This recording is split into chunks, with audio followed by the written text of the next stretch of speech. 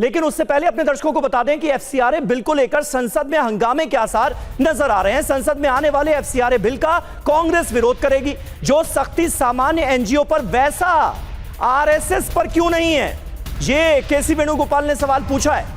FCRA bill को पुराने format में नहीं लाया जा सकता। केसी वेणुगोपाल कह रहे हैं इतना कठोर बिल हम पास नहीं होने देंगे। सुनिए आप।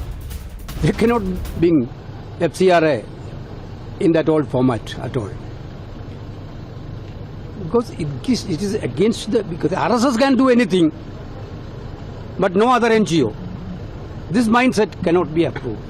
Therefore, we will oppose it very strongly. We are not going to allow them to pass that type of draconian bills.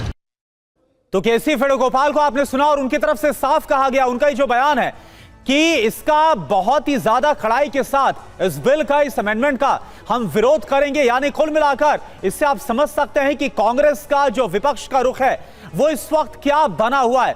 तो अब आप ये जरा समझ लीजिए, आपको ग्राफिक्स के जरिए भी हम समझाने की कोशिश करते हैं कि एफसीआरए बिल पर ये जो नया अमेंडमेंट है इस पर अब कांग्रेस का विरोध क्यों हो रहा है। दरअसल विपक्षी दलों, एनजीओ पर दबाव बनाने के लिए ये जो अमेंडमेंट है वो इस बिल में लाया जा रहा है।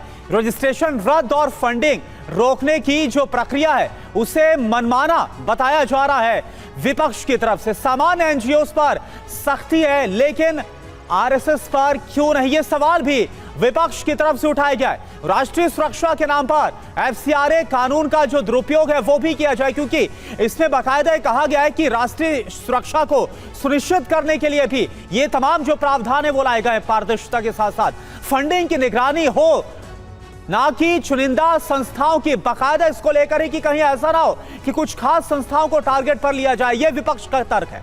संस्थाओं, मानवाधिकार संगठनों के कामकाज पर इससे असर पड़ेगा कुल मिलाकर। जी और हर्षवर्धन जी हमारे साथ मौजूद हैं। हर्षवर्धन जी देखिए, एक तो ये आरएसएस वाला मसला जिसे कांग्रेस पार्टी की तरफ से उठाया गया कि भाई सारे नियम कायदे जो हैं वो इन एनजीओस पर लागू हो रहे हैं, आरएसएस पर कोई नियम लागू नहीं होगा क्या।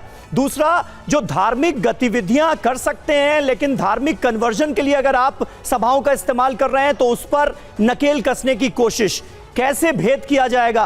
क्योंकि बीते दिनों हमने देखा कि चाहे क्रिश्चियन मिशनरी हो या फिर कुछ इस्लामिक प्रीचर्स हो, उनके ऊपर इस तरह के आरोप लगे कि भाई असल मकसद कन्वर्जन होता है और दिखाने की कोशिश की जाती है कि हम मानवता के लिए काम कर रहे हैं, सिर्फ अपने धर्म की जो अच्छी बातें हैं वो लोगों तक पहुंचाने की कोशिश की जा रही है। और क्या इस पर विवाद भी हो सकता है? देखिए समीर भाई, अभी ज्यादा दिन नहीं हुए, छांगुर नाम का एक फ्रॉड, एक फर्जी वाला आदमी करने वाला, जिसकी दुबई से लेकर और ढेर सारे इस्लामिक जो कनेक्शन थे, जो नेटवर्क पकड़ा गया था, उसका साम्राज्य था बहुत बड़ा, और उसमें वो कैसे वो हिंदुओं को मुस्लिम में कन्वर्ट करता था। इस्लामिक के साथ साथ ज्यादा बड़ा खतरा क्रिश्चियन मिशनरी, क्योंकि वो उन इलाकों में काम कर रही हैं। कई बार इस्लामिक ज्यादा दिखता है क्योंकि उसका हल्ला ज्यादा हो जाता है। आप अमेरिका से जिस तरह का बयान आ रहा है एफसीआरए पर, आप उसको समझे तो समझ में आएगा। कई सीनेटर्स ने विरोध कर दिया है। क्या करें? मैंने कहा कई सीनेटर्स ने विरोध कर दिया अमेरिका। जी, मैं वही कह रहा हूं कि इसको समझिए कि कहां ये किसके पूंछ पर पांव पड़ा हुआ है, कौन से सांप की पूंछ पर पांव पड़ गया है। वो सांप जो दुनिया के हर देश में ये काम करता है, वो भारत में भी ये काम करता है, और क्रिश्चियन मिशनरी लगातार ये काम कर रही है। उनको तो विदेशी पैसे चाहिए। अच्छा, हिंदू कहीं न कन्वर्ट कराने जा रहे हैं न कुछ कर रहा है। एक और तथ्य जरूरी है इस डिबेट में, मैं इसको बता दूं। संघ जब रजिस्टर्ड ही नहीं तो एफसीआरए से कैसे ले लेगा पैसा? भाई किस तरह की बात करते हैं, उनको सामान्य समझ नहीं। और अगर संघ से जुड़ा हुआ कोई संगठन, संघ कोई विदेशी चंदा नहीं लेता, इसको पहले साफ साफ समझिए।